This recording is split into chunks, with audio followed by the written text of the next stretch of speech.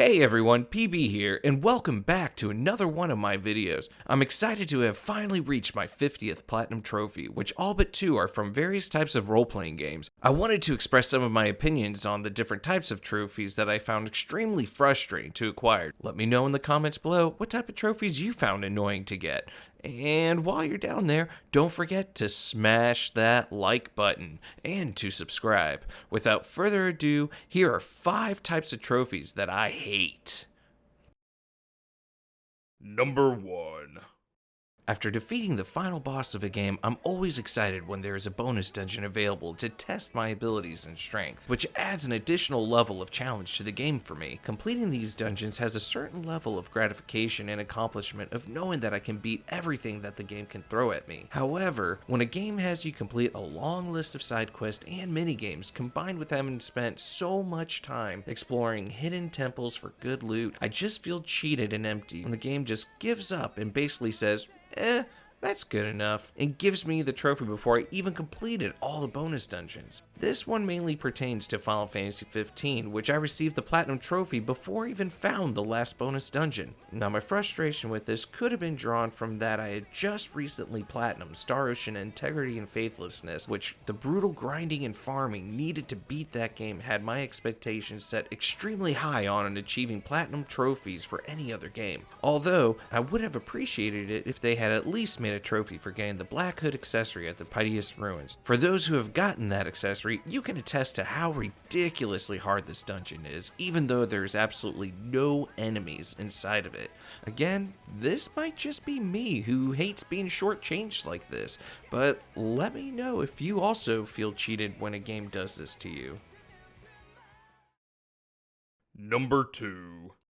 I absolutely love games that have item creation or customization features because it gives the player an opportunity to have more of a personalized experience with the game, as well as being able to create new strategies for their gaming style. The one thing I don't like is to be forced to make every single thing in the game in order to obtain a trophy. Star Ocean The Last Hope is guilty for this, which I've already gone over in my hardest platinum trophy video, but the other offender is going to have to be Final Fantasy 13. You'll be spending hours upon hours of farming one specific enemy for its rare drops so you can sell them for gil in order to buy other items from the item shop to be used to level up your weapons, as well as using these rare drops for upgrading your character's weapon to its ultimate form. Doing this for one character is monotonous enough, but doing it for all 6 is ridiculous. You also had to do this for all the accessories too, which made me want to slam my head against the wall. Top it all off with not having an in-game tracker letting you know what you've already created is just the icing on the cake.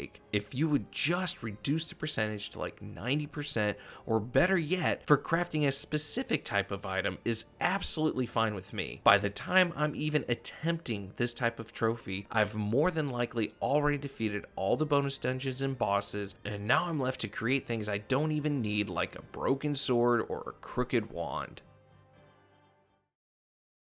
Number 3.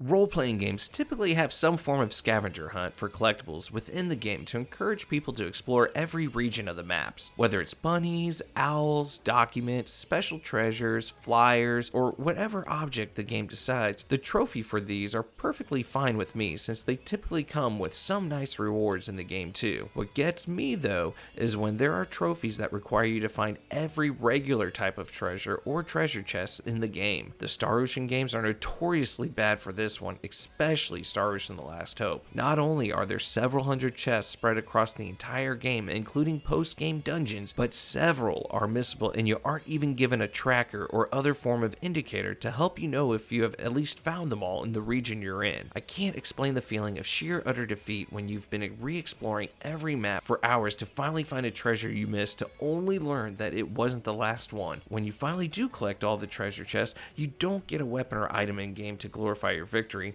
No, you basically just get a shirt that says, I spent all this time completing this task and all I got was this lousy trophy. And usually the last chest you find is something mundane like an antidote or potion, which you don't even need. If they're going to have this type of trophy, there needs to be a tracker, whether it's an in-game tracker like Kingdom Hearts, maybe a quest log, or even an NPC that can tell you your progress in each area. These are just my opinions and ideas of how they could possibly make this type of trophy just maybe a little bit palpable for people.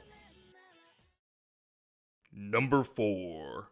When you first start playing an RPG, you already know that you're going to have encounters with enemies in order to level up your characters for better stats or even to farm for more money to buy better equipment and items to help you progress through the game. However, some games take it to an extreme for needing to spend hours upon hours of farming for items, money, trade coins, and other things that are way over the required amount needed to just beat the game to achieve these trophies. I would hate on the Star Ocean series more for this one, but I'll leave that to a video of its own. There's a reason to why that series has about a 0.5% platinum trophy success rate. The game that I found most grotesquely guilty of this was Code Vein for getting your reputation up to level 30. In order to get that trophy, you need to collect 400 honor medals, which you only get 2 per playthrough. Now, you can invite other players to play the online bonus dungeon with you in order to get a medal for each boss you fight, but that requires PlayStation Plus and roughly 10 hours of gaming. If you're like me and don't have a PlayStation Plus subscription, the only other method is to go to a post-game dungeon and farm this one specific monster, which has a low drop rate for this item and can take up to 20 hours of farming him to get the trophy. I ended up having to use remote play and creating a macro on my PC in order to AFK this trophy. I appreciate that they didn't make this an online only trophy, but 20 hours to get a single trophy is kind of insane.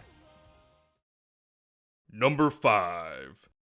Now for the most hated trophy type, which makes absolutely no sense to me whatsoever. Correct me if I'm wrong, but the best part of playing a role-playing game is that it is a means of escaping real-world issues, immersing yourself in a fantasy world where you are challenged to become the hero people need and abolish whatever evil that is trying to destroy it. These games are such a personal and passionate experience, so why then do some of these games ruin the experience by adding online-only trophies? Even Borderlands for the PS4 doesn't have online trophies, and that game is advertised for online co-op. Now, there are 2 specific games that come to mind only because they are sitting in my trophy list as incomplete. They are Natural Doctrine and Digimon Story Cyber Sleuth. There's an online section for these games that has absolutely no effect on the game whatsoever, but in order to get platinum, you are required to play against someone online. This means you need a subscription to PlayStation Plus in order to access this section, and the other kicker is that the lobby for these games are practically dead, so getting this platinum trophy will be almost impossible to do legitimately. However, Digimon came up with the solution for this by making it so if there are no players in the lobby, you will be paired against an AI. That's right, you have to pay for an online subscription to do this online portion of a game to play against a computer.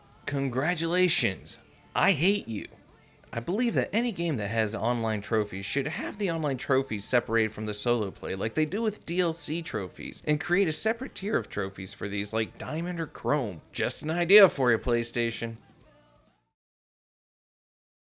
Thank you all for watching, and I hope you enjoyed this video. Remember to click that like button so it helps my videos with the YouTube algorithms. Make sure to subscribe and hit the bell so you can get notified when I post new videos. Also, before you check out one of these other videos on my channel, let me know what sort of content you would like to see next. Until then, see you next time, my friends.